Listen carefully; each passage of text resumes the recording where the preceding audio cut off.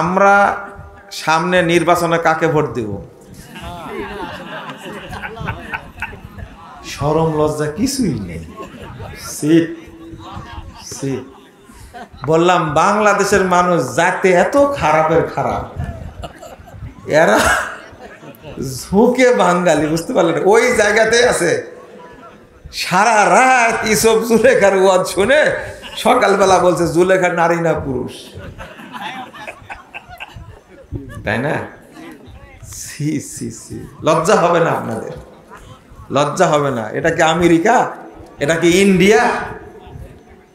ইন্ডিয়ার মানুষ প্রশ্ন করে না উত্তর দিতাম যে সব ভোট মমতাকে দিবেন, কারণ মমতা মুসলিমদের স্বার্থকে অনেকটাই অগ্রাধিকার দেয়। মমতাই যেন ক্ষমতায় আসে আপনাদের ভূমিকা রাখা উচিত। ইন্ডিয়া হলে কথাটা বলতাম, বা আসাম হলে বলতাম। আসামে এখন মুসলমানদের উপরে কসাই মোদি, এর উপরে আল্লাহ কখন গজব নাজিল করবে আমি এই অপেক্ষায় আছি, বুঝতে পারলেন? করবে আল্লাহ করবে, ইনশাল্লাহ করবে ইনশাল্লাহ, অপেক্ষা করুন। ইন্ডিয়ার মতো জায়গা হলে বলতাম যে মুসলিমদের স্বার্থ রাখার জন্য আপনারা যে প্রার্থী আপনাদের সহযোগিতা করবে একচেটিয়া ভোট দিবেন সেখানে। কথা বোঝা গেছে? এই ফতোয়া বাংলাদেশের জন্য না, বেটা পায়খানা জাল দিয়ে খাবা। জানাজার সালাতের আগে কোনো বক্তব্য দেওয়া যাবে কি? না, বক্তব্য দেওয়া যাবে না।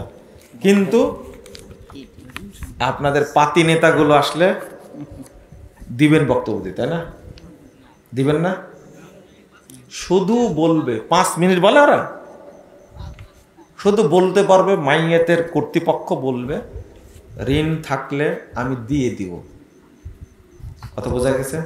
আর কিছু না। কেউ কেউ বলে লোকটা কেমন ছিল, বেনামাজি ছিল, কেউ বলেন আপনারা বলেন ভালো ছিল, এটাও মিথ্যা কথা একটা। জীবনে নামাজ পড়েনি আর আপনি ওর নামাজ পড়তে আসছেন কেন? শোনেন না, বেনামাজির জানাজা চলবে না, ওকে কাফন পরানো যাবে না, ওকে গোসল করানো যাবে না, ওকে কবর খোঁড়ানো যাবে না। জানাজা তো অনেক পরের কথা। কথা বুঝতে পারলেন? গোরস্থানে ওকে দাফন করা যাবে না, খুব সাবধান। ওই দূরে কোনো মাঠে নিয়ে যায় পুঁতে দিয়ে আসবেন, যেন মানুষ বুঝতে না পারে। ইমাম সাহেব চেয়ারে বসে ইমামতি করতে পারবেন? ইমাম সাহেব চেয়ারে বসে ইমামতি করতে পারবেন? আপনার বলছি আপনার দেশে কি ইয়ে নাই, সুস্থ কোনো মানুষ নাই? হ্যাঁ, এটা বলে যদি না থাকে তাহলে চলবে। এতই জাহেল আপনার এলাকার মানুষ। হ্যাঁ, একটা লোক নাই যে সালাত আদায় করায় দিবে? যদি না থাকে যে সূরা ফাতিহা পড়তেও জানে না, তাহলে চেয়ারে কেন, শুয়ে থেকে পড়ালে হবে, কোনো সমস্যা নেই। বেড নিয়ে যেয়ে দিবেন। কি নিয়ে যায়? বেড নিয়ে যায় দিবেন মেহরাবে, মানে একটা খুব সুন্দর করে একটা ইয়া দিয়ে খুব সুন্দর করে বেড দিয়ে দিবেন, ওখানে শুয়েই যেন নামাজ পড়ায়। এই প্রশ্ন করেন আপনারা? একজন লোক ভালো লোক নাই? হ্যাঁ, আপনি আর একটা কথা বলে দিলেন। না, আউযুবিল্লাহ, আস্তাগফিরুল্লাহ। কই আর প্রশ্ন নাই, তাই না? দেন প্রশ্ন দেন। প্রশ্ন না করলে তো মানুষের মাথা ঠান্ডা হয় না। শায়েখ আপনাকে আর জামিয়া সালাফিয়াতে দাওয়াত দেয় না কেন? এটা দাওয়াত দেয় না, আপনারা জানেন এটা? হ্যাঁ, দাওয়াত দেয় না, এটা আপনি জানেন তো? কেন লিখলেন এটা? হ্যাঁ, আমি যাই না, এটা কি জানেন আপনারা? হ্যাঁ, আমার তো প্রয়োজনই নাও হতে পারে, এটা হতে পারে না, প্রয়োজন নাই, আমি যাইনি বা আমাকে বলা হয়নি, হতে পারে না এটা? তা আপনি বলবেন কেন? প্রয়োজন হলে মানে যাওয়াতেও কোনো সমস্যা নাই, দাওয়াত দিতেও কোনো কি সমস্যা নাই। আপনারা একটা দোয়া করতে পারেন না, আল্লাহ রাব্বুল আলামিন যেন সব আহলে হাদিস উলামায়ে কেরামকে এক মঞ্চে থেকে যেন দাওয়াতি কাজ করার তৌফিক দান করেন। দোয়া তো করবেন না, খালি খোঁচাবেন, তাই না? প্রশ্ন করেছেন একজন, আমার সন্তান যুবক হয়েছে, বিয়ে করছে, নামাজ পড়তে বললে নামাজ পড়ে না, আমি কি তাকে নামাজ না পড়ার কারণে বাড়ি থেকে বের করে দিতে পারবো? এখনই পারবেন আপনি। বাড়ি যাওয়ার আগেই বলে দেন তুই বাড়ি থেকে বেরিয়ে যা। এই কাফেরকে আপনি খেতে দিবেন কেন?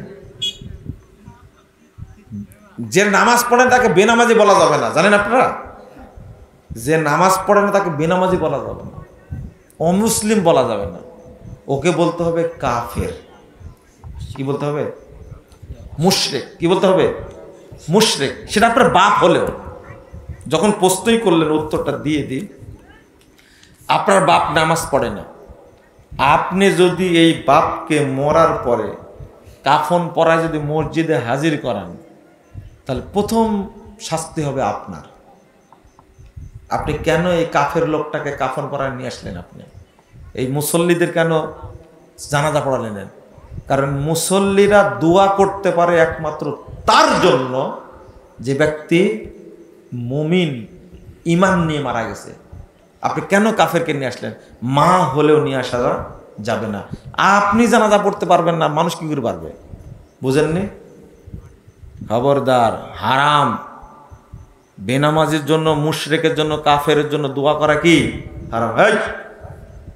আপনি যদি ওকে গোসল দেন, এটাও হারাম। কারণ এই কাফেরকে গোসল দিতে কোনো মুসলমান পারে না। এই হিন্দুর চেয়েও খারাপ, ইহুদি খ্রিস্টান অমুসলিমদের চেয়েও খারাপ, এ অপবিত্র, এ মুরতাদ। সারা জীবন নামাজ পড়েছে, এক ওয়াক্ত নামাজ, জহর পড়েনি, শুধু আসরের ওয়াক্ত হয়ে গেছে। সারা জীবন নামাজি, ইচ্ছা করে জহর পড়েনি, এখন আসরের ওয়াক্ত হয়ে গেছে, ও মুসলিম না, ও কাফের। আর আজীবন পড়েনি, ওর জানাজা হবে? হারাম খাবার খেয়ে কি ইবাদত কবুল হবে? হ্যাঁ, এবার আল্লাহর কাছে পৌঁছে যাবে। এটা আপনিও তো জানেন, হারাম খেলে ইবাদত কবুল হয়? জমি কট কি সুদের মধ্যে পড়ে? আবারও জিজ্ঞেস করছেন আপনি? এটা হুজুর এরাই কটে নাই, তা আপনি তো নিবেনি, তাই না? হ্যাঁ, কট বন্ধক হারাম, লিজ নেওয়া জায়েজ। 5 বছরের চুক্তিতে নিয়েছেন, বছর শেষ নিয়ে নিলেন, কিন্তু টাকা 1 লাখ দিলাম আর জমি 2 বিঘা নিলাম, খেতেই থাকলাম কিয়ামত পর্যন্ত, টাকাও দিতে পারেন না, আমিও ফেরত দিই না। হারাম আপনিও খাচ্ছেন, আমিও খাচ্ছি, এখানে কোনো হালাল পয়সা নাই। বুঝেননি কথা?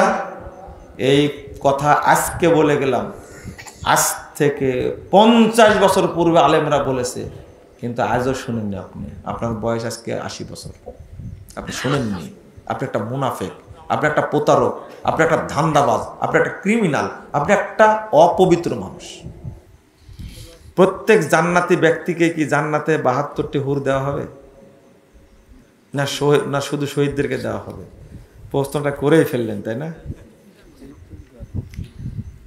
শহীদদের জন্য 70-এর কথা বলা হয়েছে, 71-এর কথা বলা হয়েছে, কিন্তু সাধারণ মুমিনের জন্য বলেছে আজওয়াজ মুতাহহারা, অনেক পবিত্র হুরকে দেওয়া হবে। এটা নির্ধারণ তো আসেনি, তো 70-এর বেশিও পেতে পারেন আপনি। কিন্তু একটা বিষয় হলো, আপনার বউ তো একটা মেনে নিতে পারে না, কিন্তু জান্নাতে কিভাবে মেনে নিতে হলো? বুঝেননি কথা? হ্যাঁ, হাসছেন কেন? আর একটা করার শখ আছে? না না।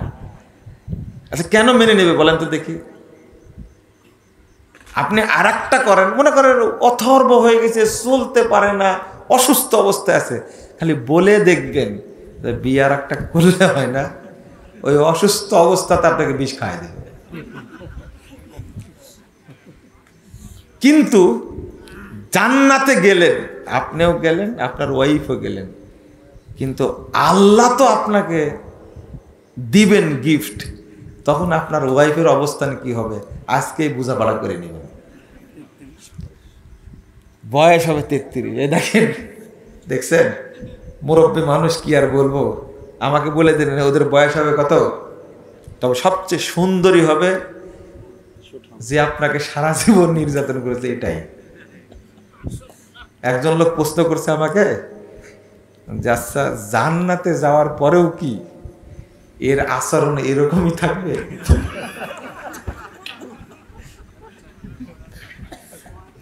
আমি হাসতে, এই পুরুষ মানুষটা কত অত্যাচারিত চিন্তা করেন। বলছে জান্নাতে গিয়েও কি এর আচরণ এরকমই থাকবে? আমি বললাম যদি থাকে তাহলে কি হবে? তাহলে মরেও লাভ হলো না, জান্নাতে গিয়েও লাভ হলো না। তো মানুষ কি পরিমাণ যন্ত্রণার মধ্যে আছে বুঝতে পারলেন? কিন্তু বাংলাদেশে পুরুষ নির্যাতনের কোনো মামলা নাই, সব মামলা কার? নারী নির্যাতন। আল্লাহ এমন একটা জাত পৃথিবীতে তৈরি করেছে, বুঝতে পারছেন? এদের সাথে কেউ পারে না। একটা মানুষ 50,000 ওয়ার্কার চালায়। কত হাজার? মাসে হাজার হাজার কোটি টাকা বেতন দিয়ে চালায়, এতগুলো মানুষ চালায়, এতগুলো ফ্যাক্টরি চালায়, কিন্তু বউ চালাতে পারে না। এমন একটা জিনিস, বউয়ের কাছে এ হলো একবারে অযোগ্য, আকাম্মা, সবচেয়ে অথর্ব। কার কাছে? বউয়ের কাছে। জিনিস একটা। তো যাক, আপনারা প্রশ্ন করার জায়গা পান না, এই জন্য মহিলারা আমার বক্তব্য শুনে না, শুনে না। হ্যাঁ,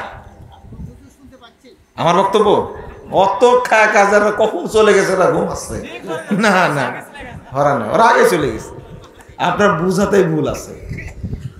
মহিলাদের নিয়ে আমি আলোচনা করতেও যাই না, অনেক বক্তা আছে, আমি আকীদা এগুলো নিয়ে আলোচনা করি, কারণ ওরা আমার আলোচনা শুনেও না আর গালিও দেয়। এমন মাসালা বলে দিয়েছি, বুরকার মাসালা।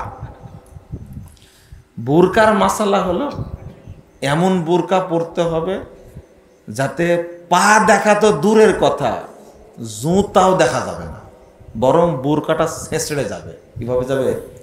ছেঁচড়ে যাবে। এটা হলো সুন্নতি বুরকা। যদি পা দেখা যায় তাহলে বুরকা হলো না, এটা এটা ফুরকা, এটা বুরকা হলো না। পা দেখা যাবে না। বাড়িতে সালাত আদায় করার সময় আপনি পায়ের উপরের পাতা খোলা রাখেন, কোনো সমস্যা নাই, এটাই বেশি সহি। পায়ের পাতাটা ঢাকার ব্যাপারে যে হাদিস এসেছে, হাদিসটা জয়ীফ। কথা বুঝতে পারছেন? পায়ের পাতা উন্মুক্ত রাখেন, খোলা রাখেন, সালাত পড়ার কোনো সমস্যা নাই। কিন্তু বাহিরে যখন বের হবে আপনার কিছু দেখা যাবে না। আপনি ঢং করে যে বুরকার 2 সাইডে কাটি রাখছেন, হারাম বুরকা। এই বুরকা পোড়াতে হবে। যে বুরকা পরলে আপনার স্যান্ডেল দেখা যাবে পায়ে, এই বুরকা পরা যাবে না, এটা পুড়াই দিতে হবে, ছেঁচড়ে যাবে। 5 জন মহিলা সাহাবী থেকে আসছে এই হাদিস। এইটা বললে মহিলারা আমার কথা শুনবে? যে বুরকাই পরি না, আবার যে ফতোয়া মারছে, একজন বোন মানবে। কয়জন বোন? একজন মানবে বাংলাদেশে। আমি ওই বোনের জন্য দোয়া করি, আল্লাহ তাকে জান্নাত দিন। এই সুন্নাত অবহেলিত, এই চলবে না, এই বুরকা চলবে না। এমন সাজসজ্জা বুরকা, মানে বুরকা পরে বের হয়েছে, হলুদ ঘর দিয়ে যাচ্ছে।